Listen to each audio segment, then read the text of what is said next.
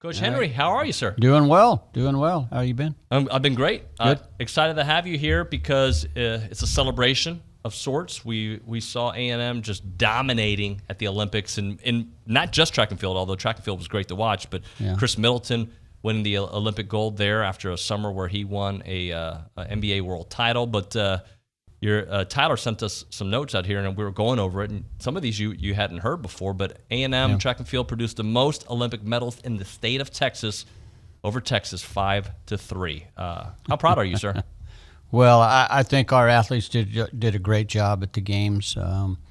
They were prepared. I think we had the opportunity to do a little bit better in a couple areas, but it's the Olympic Games, and so it's a pretty pressure-packed situation, and we had our numbers come through. Our people did well. I think there's 2 or 3 that would like to do it again, but it's always that way. It's about getting it that's track and field. It's about getting it done on one day. For you, when you're watching these events, what kind of emotions are you going through as somebody who's friends and coached and mentored these amazing athletes? Yeah, I think most parents out there know how it's like watching your own child compete. How no matter if they're on a 4-year-old soccer team, you get to watch them, their emotions and everything involved, and you're involved with them every day, so you're attached, and that makes the whole experience worth it. It's fun. That's what teaching is. It's getting involved with the young person, not just on the track, but trying to help them to be a better individual, a better student, a better citizen, and so all of those combined make everything a lot of fun. I'm seeing some pictures from last night when Athing arrived there at the airport. Emotional evening after 10:30 last night. Just set up the vibe for me. How was it last night? Well, at that time in the evening, I was surprised there were as many people out there as there were. But this community supports people. This community has always been great. Anytime we've had success in track and we've come home, even at an odd time around campus right now. There's very few students on campus. And it's kind of like in the NCAA championships. When you win an NCAA championship and you come home, the student body's not here. A lot of people are not around for the kind of celebrations that would be a normal school year. So this community, the people in this community are very supportive. And last night was a great demonstration out. There was a lot of people out there that night. Yeah, one thing I noticed about Athing, and tell me if this is correct. Yeah. For somebody as confident as she is, she's very humble. Yeah, no, she's like I tell a lot of people. I get a lot of calls about this young lady right now from every newspaper source in the country. She is when you sit and talk to her face to face, any reporter, she does a great job. But she's very shy. She's very humble. She's a young lady that's truly is Athing Mu right there. Yeah. I mean, she's a great young lady. And I think I heard her say she hadn't seen her mom since before. Was it the tournament? Is that right? The SEC tournament? Yeah, it's been a while, I think, since she's seen her mom. This was a different year. Nobody could go home. Nobody could come in. No parents could come into campus. Nobody could leave. Nobody could do anything. So this was a challenging year for parents. This is a challenging year for young people, coaches, teachers, everybody. This was a different year for everybody across the board. So the cream rises to the top, and she's one of those that didn't let lots of things affect her. She's very self-motivated, but she also is very teachable. She learns. Every experience is like we talk about. It's a rehearsal. It's preparing yourself for the big game, for the big show, and she's very, very good at doing that. Coach Henry, I do want to talk about some of the other athletes, but we were talking with Tyler a minute ago. She's just a teenager still, and carries herself with so much grace and almost like an adult. Yeah, almost. She's really good. She'll be one, like I told somebody last night, she'll be an Aggie that people will follow for a long time now because she is so young, and she's going to be successful on the world scene for years and years to come. So she'll be fun for Texas A&M and for this community to watch. I'll say one last thing. It kind of reminds me of Carl Lewis and what he means to the University of Houston long term. That's right. Yeah, it's very, very similar. Yeah, Michael Johnson. Yeah, to Baylor. It's she's one of those unique athletes, and on top of everything else, especially in our environment right now, a female is for her. She kind of steps up as one of the really truly fine female American athletes. How about Bryce over there? Bryce is just it. Bryce is. If he had another race, he'd run a little faster. The same with her. They talk about the college kids, how they had so many races and they're tired and they're this and they're that. And they talk about that at the games all the time when they mention a collegiate athlete. When in fact, a thing that was her fastest time of the year. Bryce Deadmon ran the 2 fastest 400s he'd run all year long. And his last one was the fastest race he had. So, I think that our environment is a great training ground. We're exceptional in the United States for collegiate athletics, and our young people have many opportunities to compete, and they were able and are truly able to do things at this time of year that most people think they won't be able to do because they're too young. They've run too many races. They all say that. No. It's pretty evident they didn't run too many races. They could have run more. I think if they ran again in 2 weeks, Bryce would run a little faster. I think Athing would run if she'll have a better competition. I think that's the thing that's coming for Athing. We had some conversations after the U.S. championship, and we were walking just during cool down, and she turned and she said, Coach, I thought it'd be a better race. I thought the last straightaway there would be somebody there pushing me, and I had to really do absolutely my best. But it wasn't that way at the U.S. Championships, and it wasn't that way at the Olympic Games. So if somebody can challenge her, she's going to run faster and faster all the time.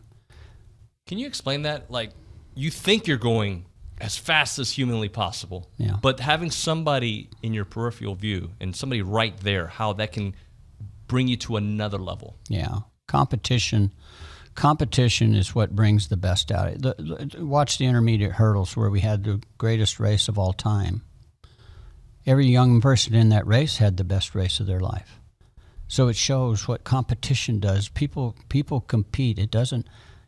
If somebody is out front and people are chasing, they have a great opportunity to run faster than they've ever run. The person out front has really got to be an exceptional person. And as you saw in the intermediates, it came down to the last 10 or 20 meters.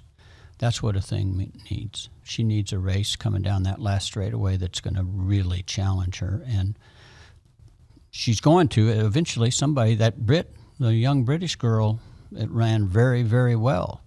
And she's only 19 as well. So there's 2 young ones in the world right now that are going to be running against each other for a long time. That's so great to hear. I'm looking at this other note. You have produced 30 Olympians while here in Aggie land. Do you use that as recruiting? Is it just history? How do you continue to develop that number? Well, like anybody who recruits all sport, if you aren't recruiting the best, don't expect the best things to happen. Now, you're going to have some developmental people. Bryce Deadmon is a great example of what you're talking about. Athing, we knew she was really good before she got here. It's just that she got a lot better over this last year. I mean, to improve 5 seconds is you just can't hardly even, that's ridiculous. But Bryce came out of high school running about 47.4, 47.3 out of Houston, and now he's running 44 seconds, and he ran 44.0. So for me as a coach, development and being able to watch a young person continue to improve. Bryce's first 2 years, he was hurt the whole time. It took him till his third year till he really got to compete. And I was taking advantage of it from that point forward, but it was tough first 2 years for Bryce.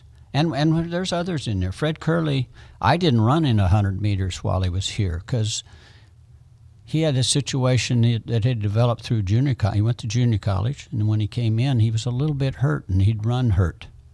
And so I was very cautious with him, and we ran the 4s and we ran 2s, but we didn't. He'd run with a running start on the 4x1 because that's different than coming out of the blocks. He's aged. He's stronger. He's maybe not stronger, but he's more mature. He's able to handle some things. And in fact, the muscle problem that he had, he's got a big old lump on the front of his thigh, about the size of a golf ball, that he hurt, and it's never gone away. If you look, you can see it when he has his tights on. But so that was worrisome for me, and I didn't want to hurt him, and so we were a little bit cautious. But he's the one that decided to run the 100 this time. That came out of the blue. Annie Kunz is a great example of more years. Annie just needed more years of development, and she's the U.S. champion, and no one would have given you a thought that Annie Kunz was going to be able to do that ever. And she's been able to stick with it. And had she not hit that first hurdle at the games, I think she would have done much better. I think it really hurt her. It's really too bad because she's at the top of her game right now. But to be 6th in the world for Annie Kunz, I mean, come on, that's absurd. That is amazing. Yeah. Last thing I wanted to bring up with you, as a coach, you have to be sometimes a therapist, and during the Olympics, mental health was a big topic. Just sometimes the price to pay to be great can really be overwhelming. How do you deal with athletes and mental health and making sure that they are on the right path?